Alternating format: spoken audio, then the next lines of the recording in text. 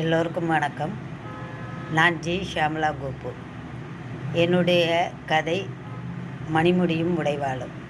இதை இன்று உங்களுக்கு அறிமுகப்படுத்துகிறேன். ஒரு காலத்தில் மதுரையை ஆண்ட பாண்டிய மன்னனுக்கும் இலங்கையை ஆண்ட ரோகணத்து மன்னர்களுக்கும் யுத்தம் ஏற்பட்டதில் பாண்டியனுடைய மணிமுடியை இலங்கை மன்னர் கொண்டு சென்று விடுகிறார். ஆனாலும் அது ஒரு தமிழ் மண்ணின் மணிமுடி, அதை மீட்டெடுக்க வேண்டும், தமிழர்களின் பெருமையை மீட்டெடுக்க வேண்டும் என்பதற்காக சோழர்கள் அதை கொண்டு வந்து விட வேண்டும் என்று முயற்சிக்கிறார்கள்.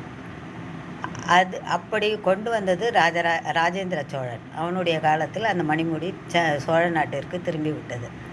ஆனால் பிற்காலத்தில் மதுரையை சோழர்களிடத்திலிருந்து மீட்டெடுத்தவன் மதுரை மீட்ட சுந்தரபாண்டியன். அவன் இந்த தன்னுடைய மண்ணை மீட்டதும் இல்லாமல் சோழர்களையும் பழையாறை வரைக்கும் நெருக்கி கொண்டு சென்று விடுகிறான். அப்பொழுது அந்த மக்கள், உன்னால் எங்களுடைய மண்ணைத்தான் ஆள முடியுமே தவிர உன்னுடைய அவமானமான அந்த மணிமுடியை கொண்டு செல்ல இயலாது என்று சபதமிடுகிறார்கள். அந்த எத்தனை ஜென்மம் எடுத்தாலும் நான் அதை அடைந்தே தீர்வேன் என்று வரலாற்றை மாற்றியே தீர்வேன், சோழர்களிடமிருந்து அந்த மணிமுடியை மீட்டெடுத்த வரலாற்றை நான் மாற்றியே தீர்வேன் என்று சுந்தரபாண்டியன் பதிலுக்கு சபதமிடுகிறான். அதுதான் இந்த கதை. 13 தலைமுறையாக மதுரை மீட்ட சுந்தரபாண்டியன் இந்த மணிமுடியையும் உடைவாளையும் தேடிக்கொண்டிருக்கிறான். அவன் அதை அடைந்து விடக்கூடாது என்று, தன் சபதத்தில் வெற்றி அடைய விடக்கூடாது என்று சோழர்களின் வாரிசுகள் சொல்லி வளர்க்கப்படுகிறார்கள். அதுபோல பாண்டிய அரசர்களின் அட்டவணையில் சுந்தரபாண்டியன் 13வது மன்னன். எனவே 3ஆம் ராஜராஜனை எதிர்த்த சுந்தரபாண்டியன் இந்த காலகட்டத்தில் மாறனாக வருகிறான். அதாவது இப்பொழுது அனபாய சோழனின் உதவிக்கு பொன்னியின் செல்வனின் பெரிய பழுவேட்டரையராக அவர் இன்னைக்கு அனபாயனின் தந்தை பேராசிரியர் அமுதவாணன் அப்படின்னு அவர் தான் எடுத்து வளர்த்த தந்தை, அவராக வருகிறார். அவங்க தெலுங்கு சோழர்கள் என்னும் சோழர்களும், மாறனின் உதவிக்கு ரவிதாசனும், ஈழத்து விஜயபாகுவின் மகள் விஜயலட்சுமியும், பாண்டிய ஆபத்து உதவிகளும் என்று துணை நிற்கிறார்கள். 2 பக்கமும் பிரிஞ்சு நிற்கிறாங்க. இவர்களுக்கு ஒரு துப்பு கிடைக்குது.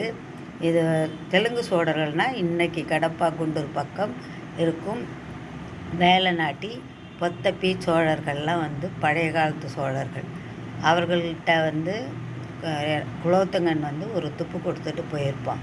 அந்த துப்பை இவங்க எடுத்துகிட்டு வந்து இன்றைக்கி அந்த மணிமுடி எங்கே இருக்கிறது என்று அவங்க தேடி கண்டுபிடிக்கிறாங்க. இதுதான் கதை.